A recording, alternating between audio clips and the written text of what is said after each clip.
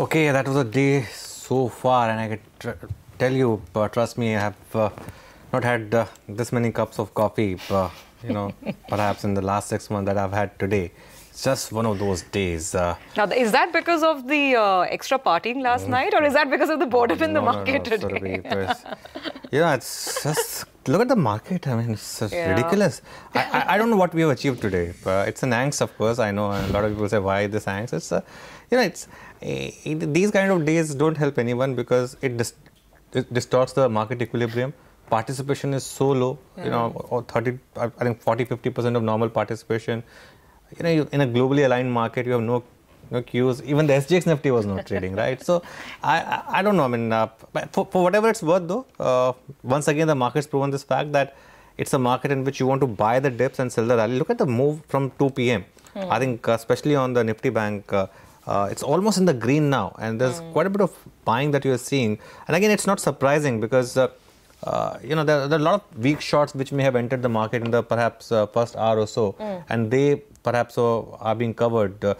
Perhaps time to go short was yesterday when you had that zone in which the market was slipping, and today from the lows is quite a bit of recovery that you've seen, and you're going to see this continue for some time till the time you decisively break this range. 10,500 to 11,000 is the range ballpark. In that, perhaps you'll have to buy the plunges, sell the rallies, and that will continue. The auto sales numbers is a bit of an issue today. I think that's also sort of damaged sentiment a bit. But let's see if there's just one-off or things can improve from here. Oh, actually, Anuj, I mean, this is the second month in a row. First, it was supposed to be Diwali, and that was disappointment. And now, I mean, the excuse or the reasoning is that it's the year end, so purchases get pushed into January because of new sort of models. Now, I don't know, but the fact is that M&M has been disappointing. Maruti is showing a decline. So numbers so far not looking good. Yeah, I think Mahindra clearly was a bit of a howler, I would say. Unless there's some one-off which I'm missing. I think the market's reaction clearly is an indication. Escorts, of course, had a favorable base impact this time. Last December was a washout. So that's why Escorts has done well. And what would have happened was immediately after M&M, you saw Escorts also selling off. But then Escorts saw year-on-year increase, and that was enough for a market in which you had shorts to take the stock higher. Maruti, of course, has been a bit of a disappointment. The only issue with Maruti is that it's now stopped reacting too violently to its sales numbers. I think it's sort of figured that out, that somewhere around the 72, 7300, it doesn't fall beyond that. Hero, I think, will report numbers tomorrow or after market hours, and I think Bajaj also will report numbers, and we're still awaiting Eicher and TVS's numbers. So two-wheeler pack is still to come out, and two-wheeler stocks are actually doing better compared to the four-wheeler stocks. So perhaps the market hopes that could be better. But let's see what the last hour brings. As we speak, the market sort of has seen quite a bit of rally, and Axis Bank, HDFC Bank, ICICI Bank, these are some names which are really helping the market. No, absolutely. Right, it is really the banking pack that's leading from the front. ICICI, Axis, HDFC, IndusInd Bank as well. Big gains on a lot of these banking counters. So good day then, and good time to kickstart the first closing bell of 2019. Here's what's lined up on the show. The market has managed to recover some ground from morning weakness. However, M&M is a key drag today on the back of lower than expected December auto sales. We'll be discussing all of these trends plus the bank rally that we're seeing right now with the fundamental experts. So we'll have Mr. S.P. Tulsian of sptulsian.com joining in, as well as Anand Tandon and Neeraj Diwan of Quantum Securities. 2019 is here. Is it going to be a year of mid-caps and small caps? What are the key triggers for this part of the market? Vineet Sambre, who is best known for managing money in this arena, mid-caps and small caps, is our alpha manager for the day. He is head of equities at DSP Investment Managers. He joins in just a moment. And of course, as always, lots of trading ideas coming your way as well with Ashwani Gujral and Mitesh Thakkar. Okay. 200-point move on the Bank Nifty in a matter of last 8 minutes. That's the kind of move that you're seeing. Just pull out Bank Nifty intraday chart. Now that's a massive move that you're seeing. Don't from 2 p.m. I think the low on the Bank Nifty future was 27,135, and you move to 27,400. It's almost like a stock-specific move that you're seeing right now. Let's pull out some stocks actually. What is helping this? Is it HDFC Bank, ICICI Bank? Kotak, let's not Kotak for sure. HDFC, ICICI, I think these are the big two movers that have helped. I think ICICI Bank has moved. I think that's the one which has really helped the market. Look at that move on ICICI Bank, moving to the high point. But of course, some of this is on low volume, but you can't miss that move that you're seeing right now. How should you position yourself then in this last hour of trade? Ashwani and Mitesh now join us for closing strategies. Good afternoon. Ashwani, how would you approach the last hour, considering the kind of sharp uptick that we are seeing right now, and your thoughts on individual stocks? Well, when we went down 100 points on Bank Nifty, nobody called it sharp. So, 100 plus minus, I don't think that makes a difference right now. And this move can peter out fairly quickly. The clear point here is that we are range bound. And unless that range breaks out, you will get such moves from the boundaries.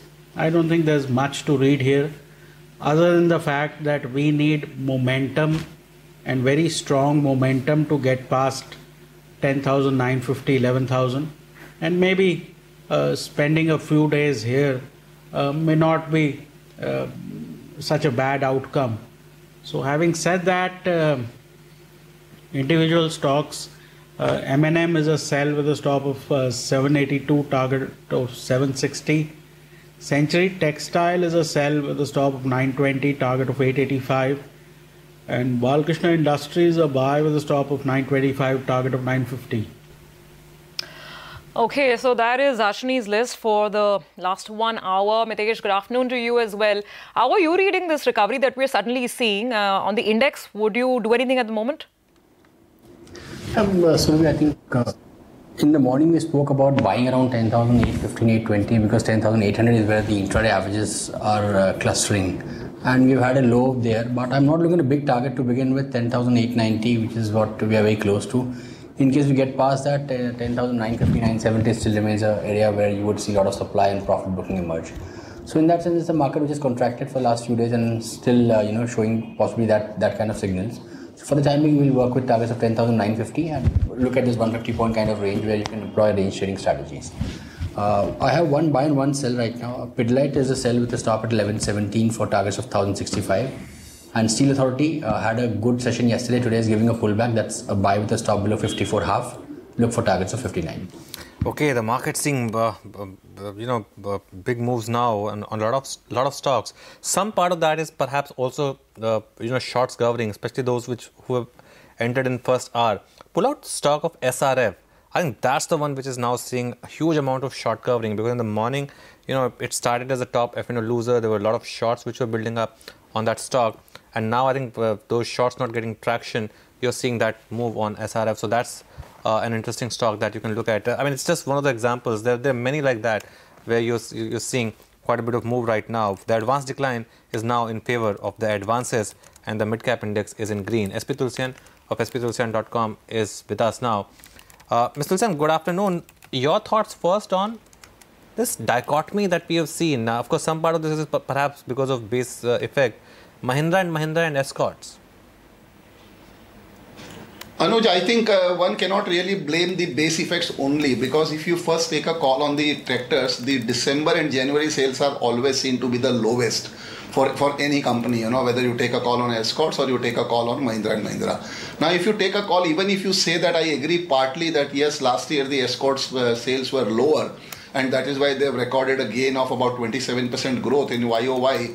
For this month of December. But if you take a Q3 numbers, even Q3 numbers, against 27% increase for this December month on a YOY basis, the Q3 sales for Escorts has shown a growth of 36%.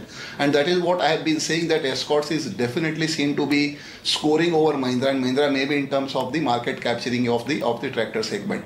Now come on Mahindra and Mahindra on a month-on-month, they've shown on a YOY basis for this month, they've shown a degrowth of 5%, and even for the entire Q3 on a YOY basis, they've just shown an increase of 5%. So I think on both the counts, the Mahindra and Mahindra seem to be a laggard in respect to the tractors. Against 5% degrowth, Escorts has shown a growth of 27%. On a quarterly basis, against a growth of 5%, Escorts has shown a growth of 36-37%. So Escorts is really seen catching up, and even apart from their main segments of tractor, they've been seen doing quite well on the railway segments, and that is seen to be really catching up quite well as well. So overall, the Q3 numbers, as I said, that if you have a 37% increase, the people will really be, looking for the better numbers. which again this time in my view, I won't be surprised to see the escorts posting a PAT of about 110, 115 crore, which will again be by quite cheerful. So escorts numbers and Atul Auto, two numbers are seen to be quite robust for this monthly sales numbers, whatever we have seen till now. And Maruti, I would call it as flattish, and Mahindra & Mahindra on auto front, it's a flattish, and on tractor fronts, it is a disappointing. Okay, so that's a take on the auto numbers. Anand Tandon is also with us. Anand, this excitement that we're seeing in private sector banks again, I just want to get a sort of slightly longer term call for the next several months at least. If you were to add private sector names to your portfolio, what would be your pecking order? The corporate banks like ICICI, Axis, or would you stick to the tried and tested HDFC Bank? I'm just trying to figure out your pyramid here. Well, I think in that particular order, I think ICICI, Axis and HDFC. HDFC continues to remain a perennial favorite. No reason why you should fiddle with that. But if you're looking to add, at this stage, I think you'll probably do better with ICICI. Just a follow-on question, Anand, where does this leave IndusInd Bank, which has been far more volatile this year, and of course a Yes Bank? I mean, there are those who would want to believe that given where it is right now, close to 52-week lows, maybe it can give a nice pop in 2019. Are you in that camp? Well, at this stage, I'm not being very adventurous, but there is a possibility that if things were to revert to normal, clearly Yes Bank is underpriced on a traditional valuation metrics. That assumes that there are no more hidden cockroaches in the cupboard, and that's always a dangerous assumption to make, because where there is one, there are many. And there have been some assumptions about Yes Bank in the past which are less than savory at best.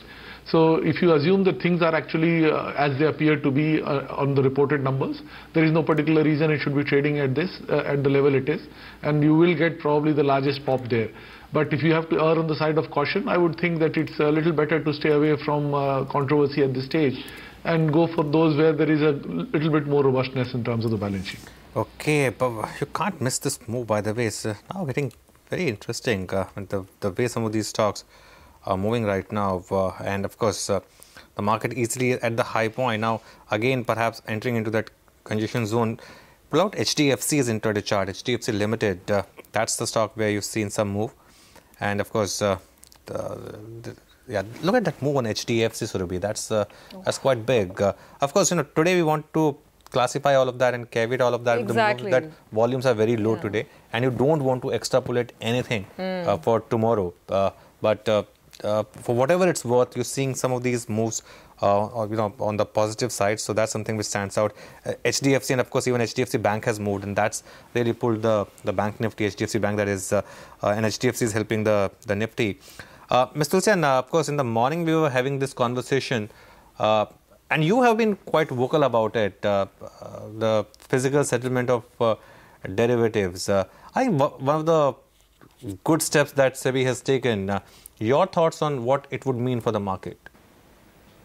See, Anuj, I think this is the quite late, but it's an excellent move, and this will protect the retail traders, because firstly, this will bring the discipline amongst the retail traders who have been seen reckless in playing in F&O, and secondly, this will curb the volatility, because the F&O cash settlement which we have been seeing till now was always loaded in favor of the larger players or maybe the institutional players, and giving disadvantage to the retail traders. And in fact, that was the reason. In fact, you are right that I have been very vocal for last 3-4 years in saying that it should be made security settled, and that was the reason. In fact, people have been leaving the market, calling it as a casino and all those things.